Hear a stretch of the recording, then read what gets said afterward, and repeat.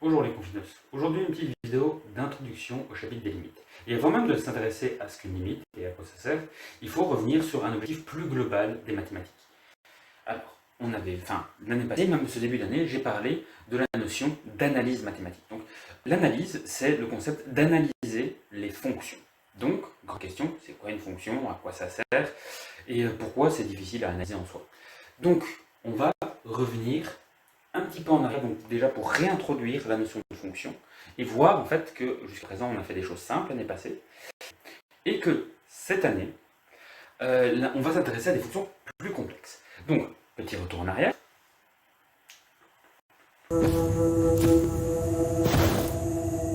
Peut-être pas aussi loin. En fait, en quatrième, et déjà un petit peu en troisième, on a parlé de la notion de fonction. Alors, rappel, c'est quoi une fonction? Le concept de fonction, c'est simplement le fait d'associer une chose à une autre, et qu'il y ait une relation unique. La première chose peut être associée à une seule chose unique. Alors, ça paraît un petit peu abstrait, vous pouvez reprendre le cours de quatrième pour relire exactement précisément, mais je vais revenir sur quelques exemples de la vie concrète de ce qu'est une fonction et pourquoi c'est intéressant en mathématiques. Donc, une des premières idées et une mauvaise préconception des élèves, c'est que une fonction c'est un graphique. C'est pas totalement vrai. Il y a un graphique qui est associé à chacune des fonctions. Mais une fonction, c'est pas juste un graphique. Ou alors, une fonction, c'est une forme algébrique, c'est une sorte de calcul, même chose, c'est pas totalement vrai, c'est vrai qu'il y en a une pour chaque fonction, mais ce n'est pas exactement ça. En fait, une fonction, c'est beaucoup plus simple de le voir comme l'association, le tableau de valeurs.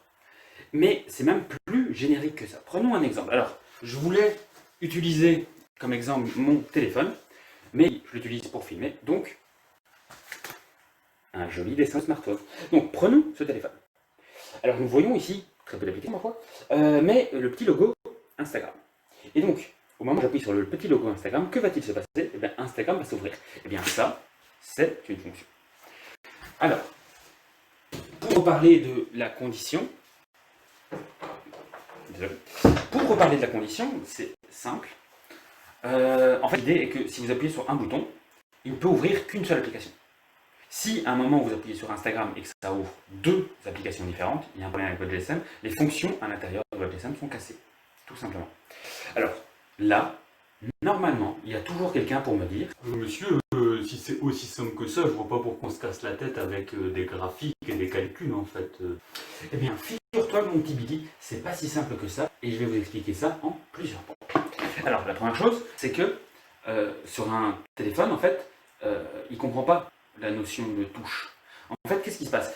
Quand on prend notre doigt qui est chargé électriquement et que je touche cet endroit de mon smartphone, à cet endroit-là, il y a des capteurs. Et il y a un capteur qui va informer à l'aide de signaux électriques, et ça, il faut demander au prof de physique éventuellement d'expliquer comment ça marche.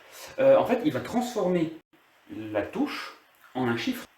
Ce chiffre va subir un calcul, et le calcul va se transformer en allumons Instagram. Donc déjà, en fait, derrière ceci, il se cache, en réalité, déjà plein de fonctions. Mais c'est pas tout. Même ordre d'idée, si on va sur Internet, on clique sur une page Internet, il y en a une qui va s'ouvrir. Alors il y a des pubs, mais ça c'est plus compliqué. Ouais, plus complexe. Il n'y en a qu'une seule qui va s'ouvrir. Si vous appuyez sur Facebook, ben, c'est Facebook qui va s'ouvrir. Et ça, c'est aussi une fonction. Et la même chose, quand vous appuyez, votre ordinateur envoie des signaux avec des chiffres de 0 et 1, et ceux-ci vont être calculés, retransformés en d'autres chiffres qui vont demander à l'ordinateur de faire autre chose. Donc déjà, il y a plein de fonctions qui cachent des mathématiques derrière, mais dont on n'a pas besoin de connaître ce qui se passe derrière. Ça, c'est ce qu'on appelle des boîtes noires. Donc c'est comme quand vous roulez en voiture, vous n'avez pas besoin de savoir comment fonctionne le moteur pour pouvoir conduire votre voiture. C'est mieux, mais c'est pas obligé. Mais les mathématiques et l'informatique, c'est la même chose. Quand vous faites quelque chose en informatique, il y a des tonnes et des tonnes de calculs qui s'effectuent en arrière-plan vis-à-vis de fonctions et d'autres choses, mais principalement des fonctions. Et vous, pour utiliser votre ordinateur, vous n'avez pas besoin de connaître ces fonctions. Mais si un jour vous voulez devenir le nouveau Steve Jobs, créateur d'Apple, ou même travailler ou un jour créer une application ou même n'importe quoi, créer quelque chose sur Internet, il va falloir utiliser des fonctions. Ça, c'est le premier point.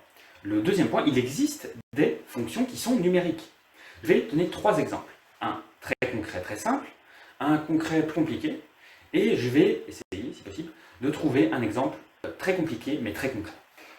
Donc, mon premier exemple, il est très simple. Imaginons que vous êtes un entrepreneur, vous avez votre propre société, peu importe de quoi, vous venez de subir la crise du Covid, et donc, pour ne pas faire faillite à la reprise, au déconfinement, il va falloir augmenter les prix. Imaginez que vous faites le calcul et que vous estimez qu'il faut augmenter tout de 1 euro.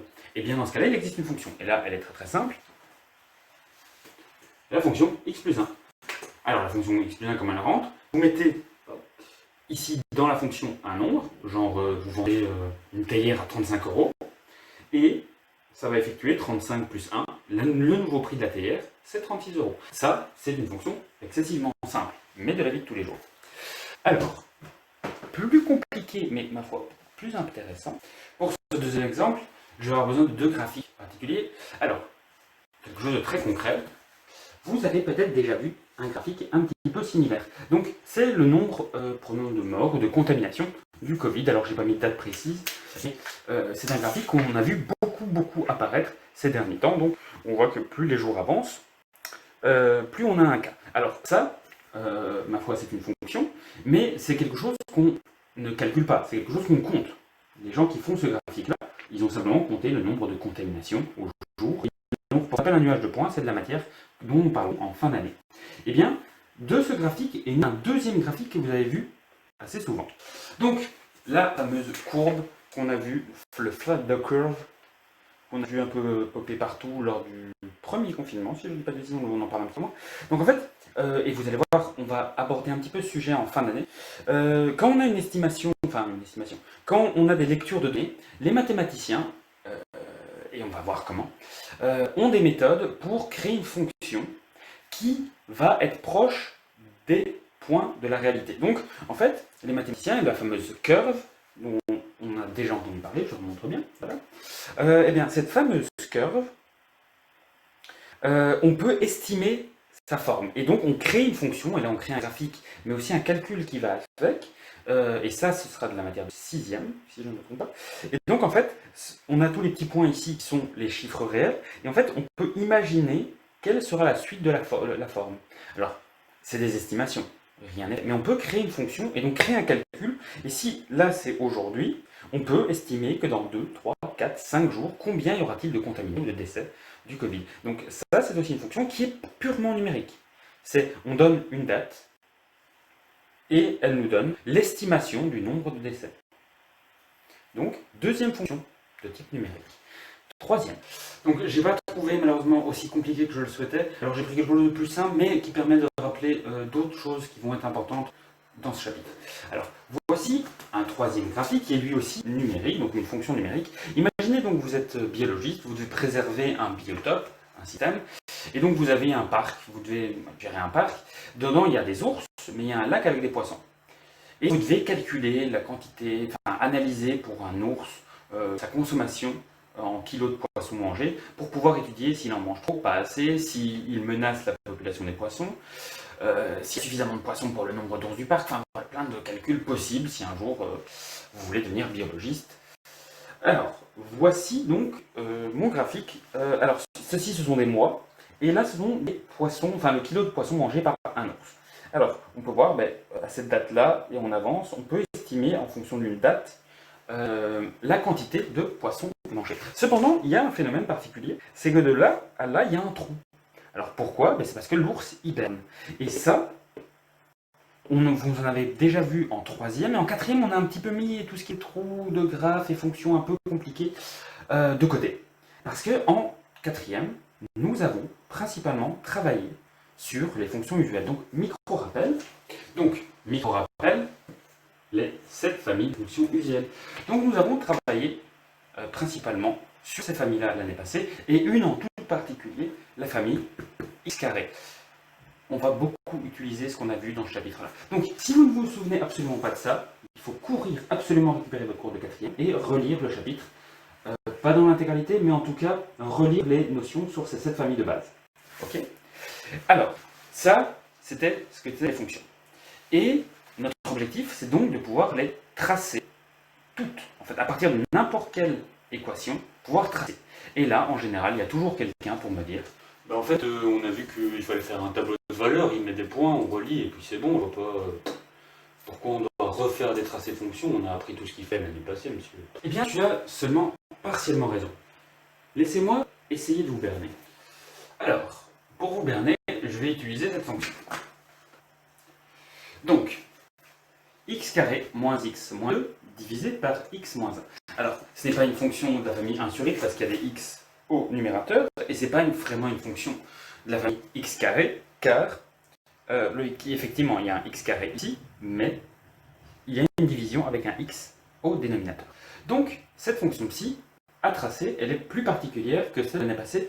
On va s'interroger. Donc, comme on ne connaît pas sa famille de base, et elle ne fait partie des familles usuelles, on ne peut pas savoir la forme qu'elle aura. Donc, on doit faire un graphique. Pour ce faire, on va utiliser la méthode de notre ami ici, Billy. Voilà, Billy. Et on va faire le tableau de valeurs. Donc, pour faire un tableau de valeurs, qu'est-ce qu'on fait? On remplace tous les x par un nombre, on obtient le résultat, l'image qui est liée au nombre, et on va tracer le point. Donc, première proposition, on va remplacer tous les x par 0. Ce qui nous donne... Tada! Magie du montage. Alors, donc, je vais remplacer tous les x par 0. Je vais obtenir... de faire ça comme ça. J'obtiens ici moins 2 sur moins 2, ce qui est égal à 1. Donc, ma fonction x carré moins x moins 2 sur x moins 2 passe par le point 0,1. Je vais faire la même chose pour x égale 1 maintenant. Ce qui nous donne, j'ai remplacé x par 1, j'ai remplacé ici, ça fait au total moins 2 divisé par moins 1, et donc la réponse est 2. Nous allons passer par le point 1, 2. Donc je vais déjà placer ces deux points, et on va continuer, on va faire la même chose pour x égale 2. Et donc, on continue. J'ai remplacé tous les x par 2. Alors, j'ai aussi placé donc, le point 0, 1 et 1, 2, puisque c'est les points qu'on avait calculés précédemment. Et donc, quand je remplace tous les x par 2, j'obtiens 2 au carré, moins 2, divisé par 2, moins 2. Et là, si on fait le calcul, on va obtenir 0 divisé par 0. Et normalement, votre âme de mathématicien devrait se demander What the fuck? Donc, 0 divisé par 0, on a déjà plus ou moins dit que c'était impossible. Donc ça signifie qu'il n'y aura pas de point en 2. Mais alors, à quoi ressemble sa fonction? À quoi ressemble le graphique de cette fonction? Et donc je vais vous montrer des possibilités, des hypothèses. Et en fait, tout le secret du chapitre des limites, c'est de réussir, ici, à décrire la forme d'un graphique sur les endroits où on a des problèmes de calcul. Tout simplement.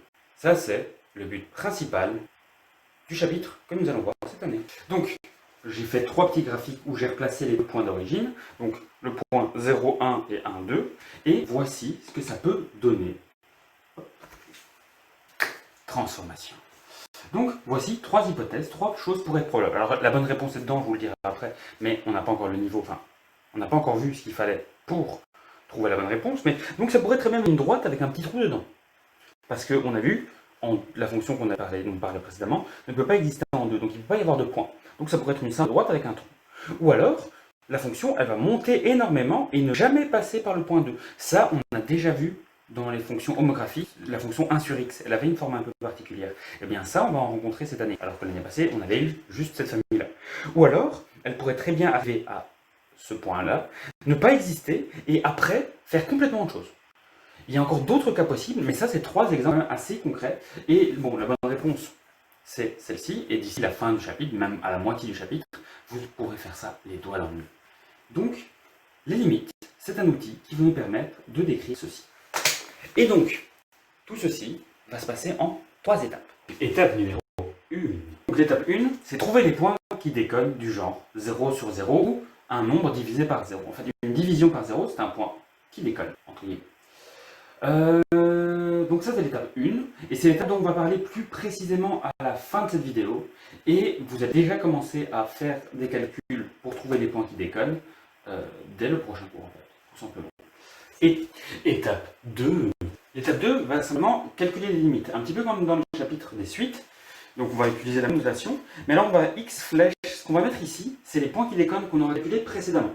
Donc déjà, si on calcule mal les points qui déconnent, eh bien, ça va être déjà très compliqué de faire des limites. Et une fois qu'on aura mis un point qui déconne ici, on va obtenir, grâce à des techniques de calcul Alors, c'est compliqué. En fait, c'est compliqué et suffisamment long pour qu'on garde ça pour la toute fin du chapitre, qui n'arrive en pas si longtemps que ça. Mais on en a pour des semaines et des semaines de travail là-dessus. Comment ça fonctionne, ce type de calcul? Il y a plein de règles de calcul uniquement pour ce chapitre. Et nous allons voir que quand on calcule une limite, on va obtenir des résultats. Dans le chapitre des suites, on avait eu des chiffres ou des plus ou moins l'infini. Ici, on va encore obtenir des n'existe pas. Voilà. On va encore obtenir des n'existe pas. Et donc, ceci, c'est la grosse partie du chapitre. Et c'est compliqué, mais ça, on va garder pour un peu plus tard. Et en fait, une fois qu'on a ce quelque chose, une fois qu'on a calculé une limite, il reste une troisième étape. Étape numéro 3. Donc,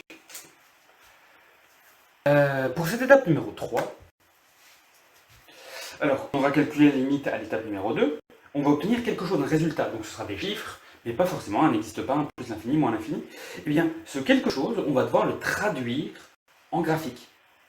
Donc, si on reprend l'exemple, le petit piège que je vous avais donné il y a quelques minutes. En fait, le point qui déconne, c'était 2. C'est quand on remplaçait par 2, on obtenait 0 divisé par 0. Qu'est-ce que c'est que ça? Ce 2, en fait, là, on aurait dû faire un calcul de limite. Ce calcul de limite nous aurait donné comme réponse 3. Et, avec la théorie, évidemment, on sait que quand un calcul de limite il passe par 0, 0 et après des règles de calcul complexes, on obtient comme réponse 3. On sait que en graphique, ce serait devenu un trou sur un graphe. Tout simplement. Donc, ceci est le déroulé de notre chapitre. Partie 1, trouver ce qui déconne, ça va être assez facile, enfin, non, pas facile, rapide, et ça va nécessiter beaucoup d'informations de quatrième. Une fois qu'on aura trouvé le nombre qui déconne, on ne va pas faire tout de suite le calcul des limites. On va regarder, je vais vous donner les résultats, je vais vous écrire limite de x égale ça, ceci, et vous devrez savoir associer un graphique, mais sans faire le calcul. Je vous donne le résultat d'un calcul, vous devez le traduire en graphique. Et la troisième partie du chapitre, ce sera la partie calcul, comment on fait pour passer du point qui déconne à l'interprétation graphique, au résultat, au quelque chose qui est là. Ça, c'est le chapitre dans ces trois parties. Alors, nous allons nous intéresser très brièvement, parce que je ne donne pas de feuille de cours aujourd'hui, c'est vraiment que cette vidéo, nous allons nous intéresser très brièvement à la partie 1. Et en fait, cette partie 1, en fait, on est déjà, enfin vous êtes déjà capable de le faire. Mais il va falloir utiliser l'outil de l'année dernière. Donc en fait, les parties qui déconnent, ce sont des parties qui sont liées au domaine de définition d'une fonction. Et là, normalement, dans votre esprit, ça fait...